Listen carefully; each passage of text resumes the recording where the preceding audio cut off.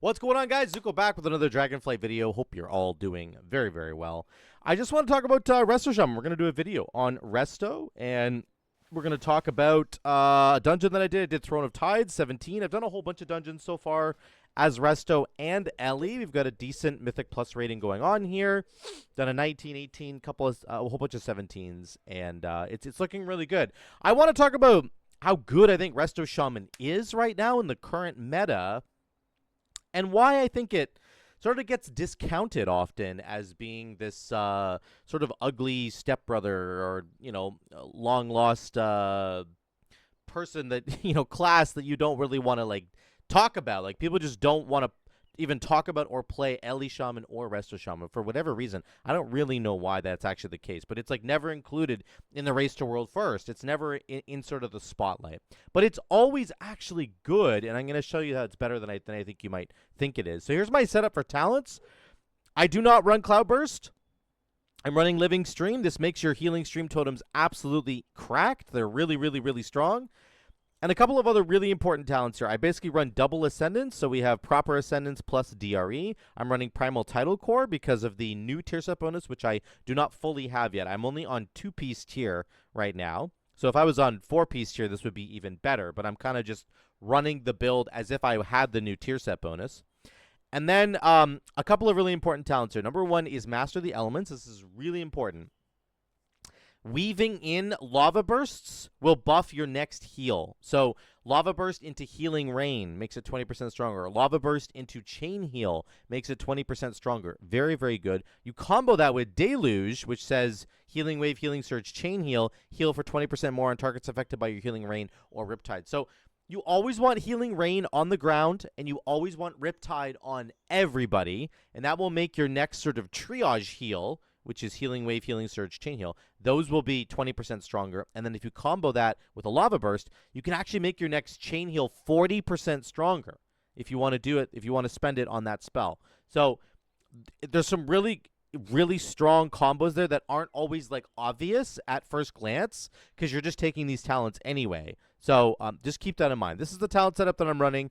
Here's the dungeon that I did. I did 42k, almost 43k DPS overall, and you can see most of my DPS, again, is from Lava Burst and then just putting Healing Rain down. You do not get a ton of damage out of Chain Lightning or Lightning Bolt. You really are better off pressing Lava Burst, even in an AoE situation, just because of this talent, because of Master of the Elements, to buff all of your other healing. So definitely do that. And then here's my healing. I did 94.4k overall, which is crazy. There's a couple of buffs because of the last boss, which we'll get to in a second because this is a throne that I'm going to show you. But look at our healing stream totem. This is how strong this puppy is. It's really, really good right now. Restorative Mists is from all my Ascendance procs. Earth Living Weapon is very strong. If you're not running this, it's actually quite good. A lot of people aren't running this, but I think it's a really, really good spell. And then Tidal Reservoir is the new tier piece, the 2-piece bonus that I'm getting. A little bit of extra healing coming out of that. So let's just dive right into the video. I'm going to try and make it, I'm going to try to sort of fast forward through it as much as I can. But I do want to show you as much of it as I can here. Here's the first opening pull. It's really big. I know some people have been struggling with this dungeon. So make sure your Healing Rain is always down on top of the enemies. It's going to give you a lot of damage. And, of course, it's going to buff everybody in your party who's standing in it. Again, with Deluge, right? So your triage healing is going to be good. We all die at the start here because we end up getting about 8 burstings, I think. 7 or 8. 8, 9. There you go. A little bit too many. It's all good. That happens this week. It's a bursting week.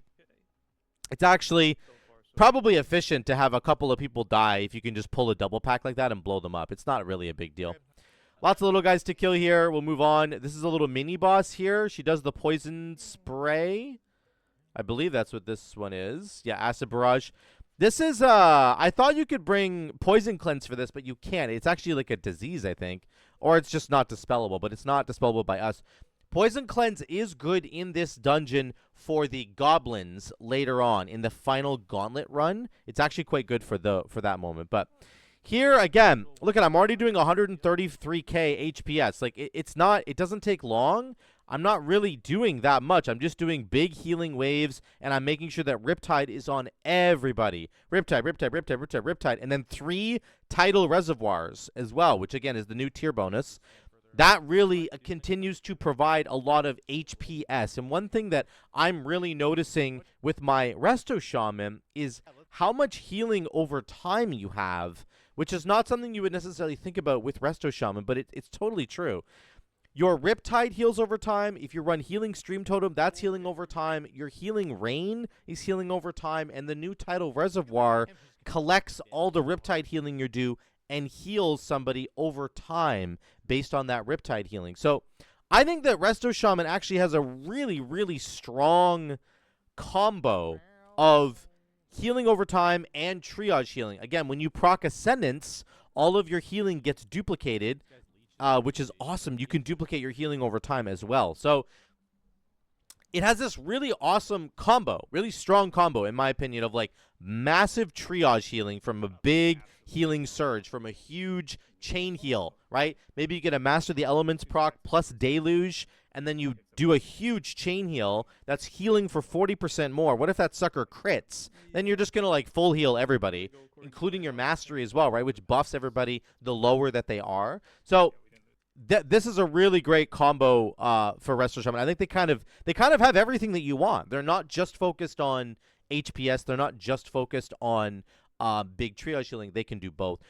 One thing that's important to talk about with these Snapdragons, they do Ravenous Pursuit and they start stacking up a dot on you. Just bring it into the tank. If you're way out here and the tank can't get the mob off of you, just walk it into the tank. Because then they will do one of their AoE abilities, like Blood Boil from a Blood DK here, and they'll get these mobs off of you. Or they can, you know, if it's in a group, maybe an AoE stun goes off. Maybe they can single target stun. Whatever the case might be, just bring it in. Don't just like whine and complain that you're getting eaten in the background by one of these guys. Just walk it into the group, and it'll usually get dealt with in a much better way. That was a good Spirit Link for us there. Again, we're doing 145k HPS here.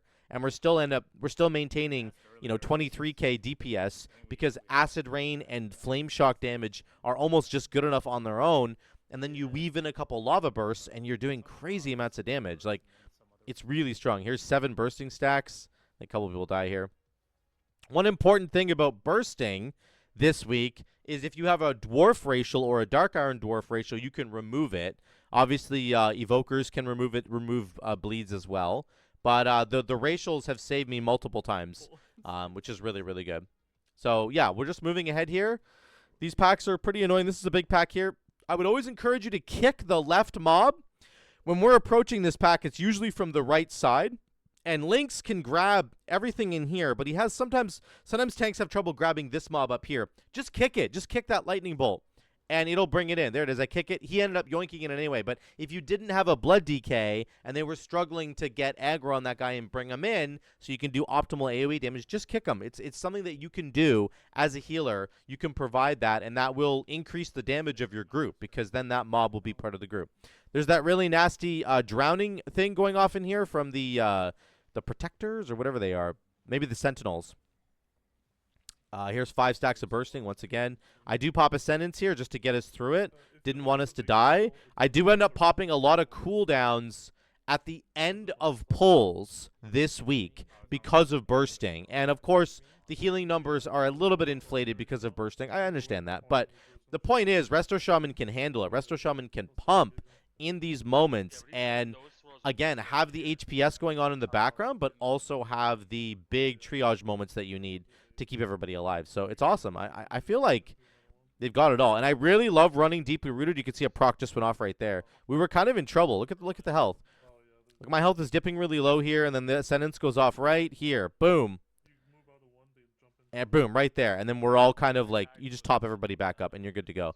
And again, we're doing like 91k. Before the bursting even came through, we're doing like 90k HPS. So there is a lot of healing coming out of Resto Shaman. It is very strong. It is very powerful. Lady Naz'jar, the 2 most important buttons for you as a Resto Shaman on this fight are going to be Nature's Swiftness, which gives you that instant cast spell, and then Spirit Walker's Grace. In P1, she does a lot of big single target damage to different people. So you need to triage heal. And then once you get to P2, the ground gets covered in these water circles that you have to keep dodging constantly. So at a certain point, you want to just pop Spirit Walker's Grace and run around and do either a bunch of damage or a bunch of healing. It's also really important to cap totem the witches or to kick them so that they stop casting Frostbolt so that the tank can gather them together, right? Really important to do that. But yeah, you have to move constantly in this entire phase. It's very annoying. Use your tools. Use your instant cast spell from Nature Swiftness. Use Spirit Walker's Grace. I didn't even use it in that phase. I think I was saving it for the next one. I'm not even sure if I use it here either, because you can kind of just stutter step. But if you need to, it's very, very good to use it. The guy ends up dying. I linked a little bit late. I'm not sure what he got caught by there, but it might have been Spear Flurry. You can see going off Trident Fury. Sorry. You got to watch out for the Trident Fury. But either way, he ends up dying, unfortunately. Just a lot of movement in this fight. That's mostly what you have to think about. Once you're done, you will move to the next boss. The strategy that I've been doing for this boss is to stack together. I triple ping everybody to stack right here on this corner. He wrecks the tank, by the way. Get something on the tank right away because he gets absolutely wrecked. Look at him. Stack up for this bubbling fissure. Here comes the first bubbling fissure. Then all the adds that come out of that bubbling fissure are going to spawn in the same spot. I think we should stack up here so that we get knocked back into the wall. Okay, that's kind of important. He's going to do a knockback right here. Here comes Festering Shockwave. You don't want to get knocked back, like, into the other side of the room, because it's just, like, not efficient. And then you can, the oozes start coming out here. One little thing that we can do, I didn't understand this, but if you press an AoE ability, like Chain Lightning, it will knock back those oozes. It does a little knockback. You can see them getting knocked back here. So, as a healer, to maximize the space in the room here for everybody, I think you should just press Chain Lightning when those mobs spawn. Even though it's not going to do the most amount of damage, I understand that. It's going to knock those adds back and keep them from getting to your DPS, which ends up giving your DPS more time to pump damage and lets them focus on pumping damage. So I think that's, as a healer, that's a really good thing that you can add to this key.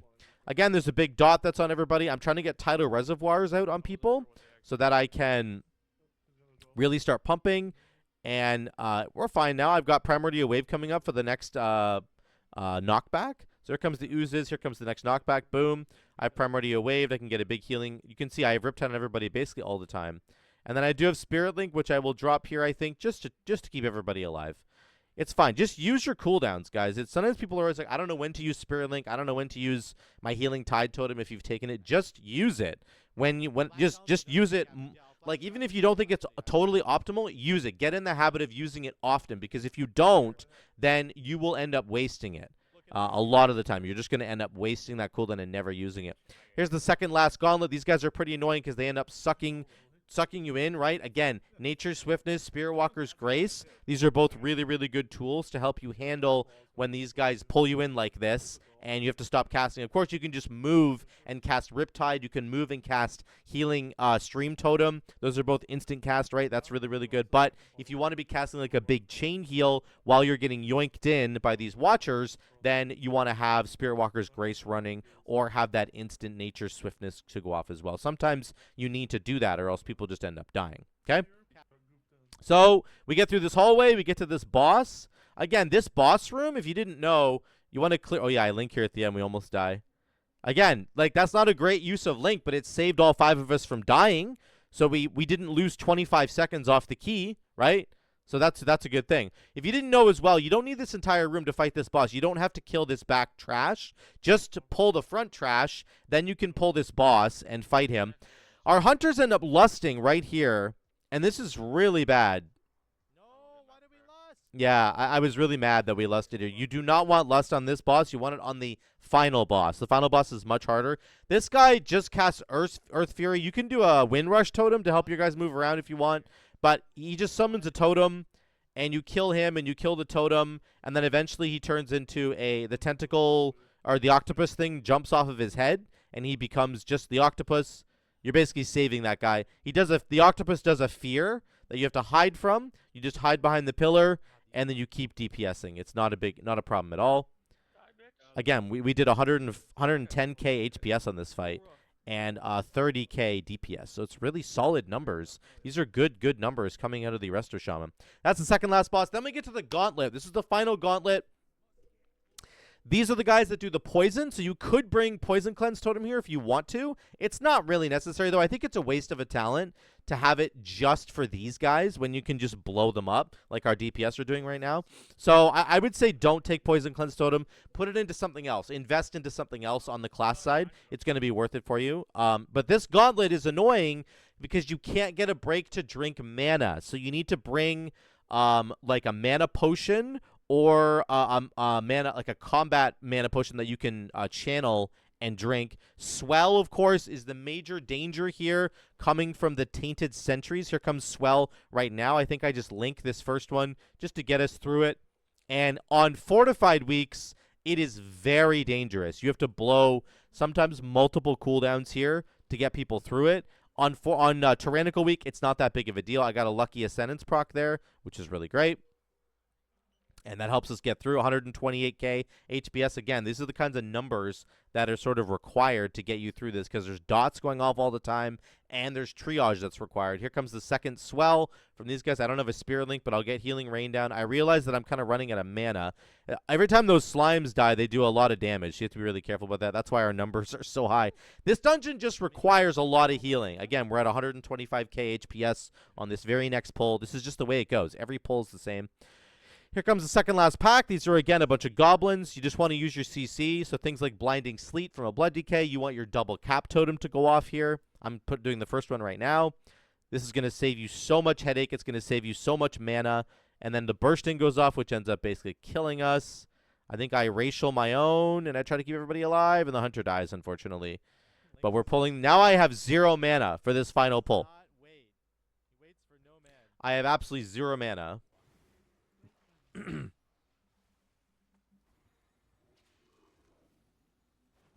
have no mana. What do we do here? I think we just Riptide responsibly. Riptide responsibly. Be very careful with our mana. We have literally none. So again, double Swells going off. On a Fortified week, this would kill you. Cast some mana neutral spells. There we go. But then I use my I have Nature Swiftness back, so I have a free spell. So you want to use it on the highest cost spell you can think of, either Healing Rain or your Chain Heal, right? So again, this is one of those cool moments where it's like I have literally 0 mana, but you have to make it work.